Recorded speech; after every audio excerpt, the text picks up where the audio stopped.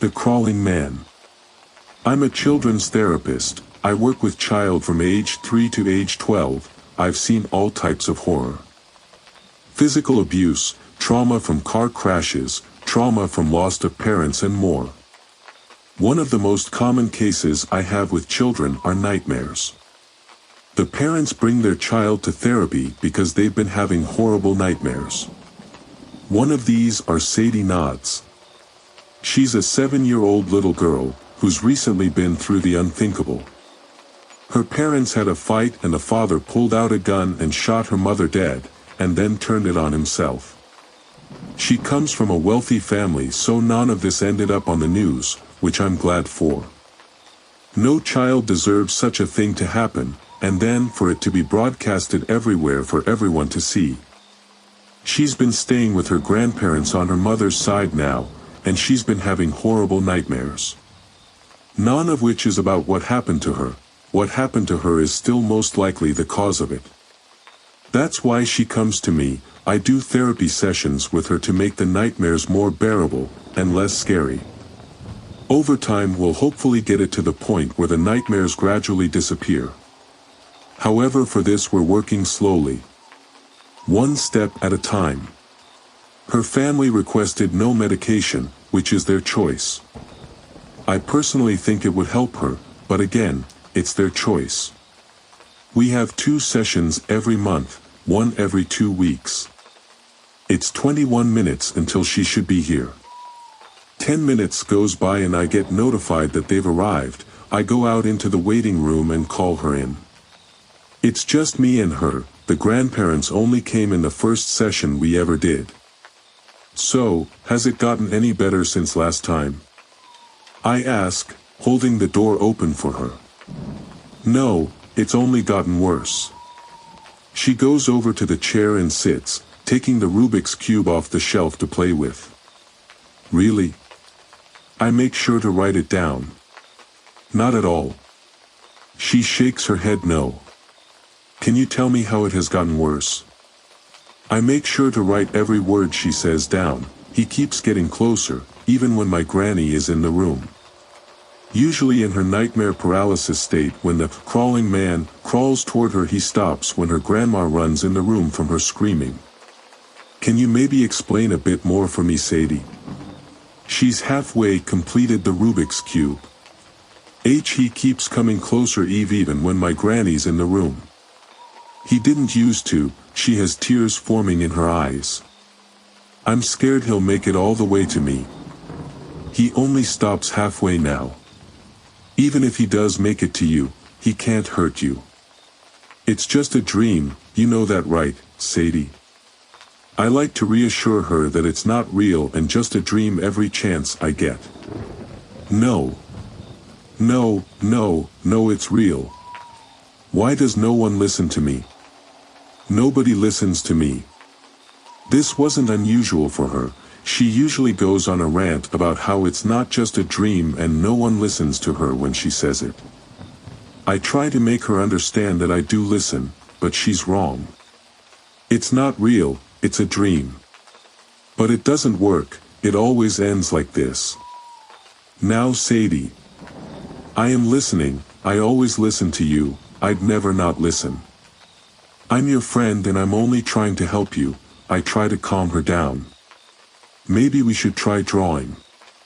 We hadn't tried that yet, and I was planning on doing it today, and this is the perfect time. She sniffles and wipes her tears while I get a sketchbook out of my drawer. Here, I lay it on the table in front of her. Draw what you see in your dreams. I told you they're not dreams. She takes the pencil and starts drawing. She's only 7, so the drawing isn't exactly awesome. But it's enough that I could tell what she was drawing. It was a man. The man had a bunch of legs like a spider. He is crawling. She points to the legs, at me. That's a very good drawing, thank you.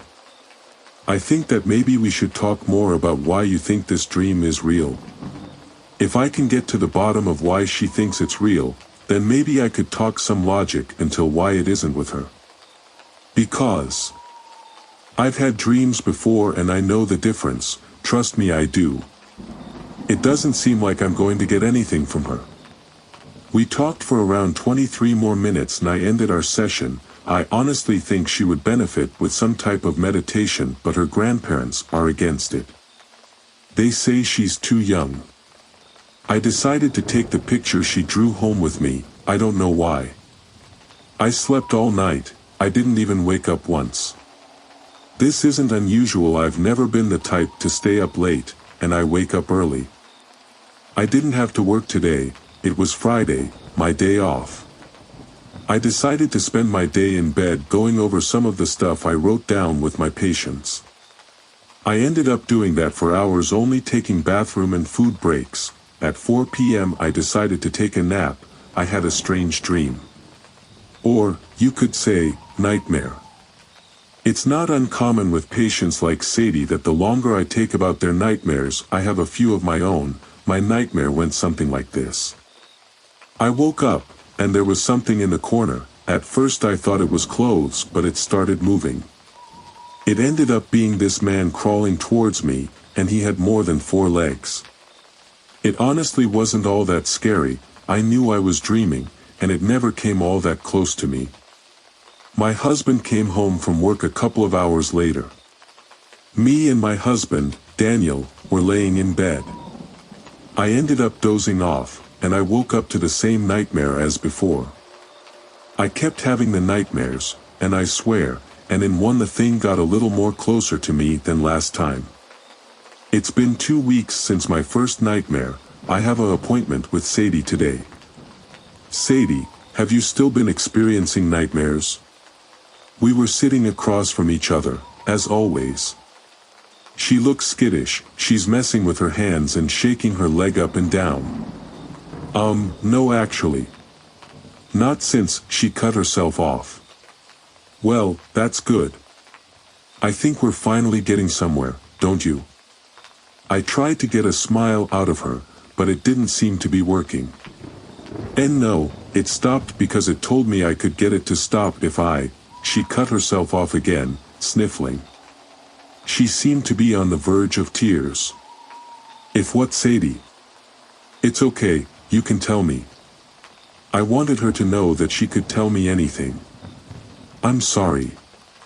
She got up before I could even say a word and walked out. Well, that wasn't weird at all. I later found out that Sadie had requested a therapist change, and I would no longer be seeing her. I didn't understand why. Had I done something wrong? The nightmares didn't stop, instead they got worse.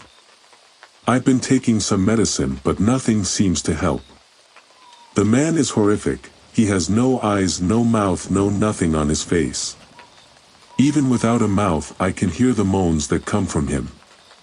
The man only gets closer each time, and he's been getting so close that I have to shake my husband up. He stops moving, but I can still see him. My husband can't. I'm getting scared that he'll eventually keep moving even when my husband wakes up. I know that logically he cannot do anything to me since he's not real, but it's still scary. Honestly, now I know why Sadie was so convinced it wasn't a dream. It's been 6 weeks and 4 days since I had my first nightmare. Now the man makes it all the way to the head of my bed. I started drinking and taking pills to make myself stay awake. I ended up running into Erica, Sadie's new therapist, at the bar that night. We talked for a bit. I told her about the nightmares. And to my surprise, she had something to say about it. I know I shouldn't say anything since everything is confidential, but Sadie told me that she made a deal of sorts with the man from the dream. A deal? What kind? That he could have you instead. What the fuck? She did what? She told me that the man doesn't stop crawling after 6 weeks and 5 days.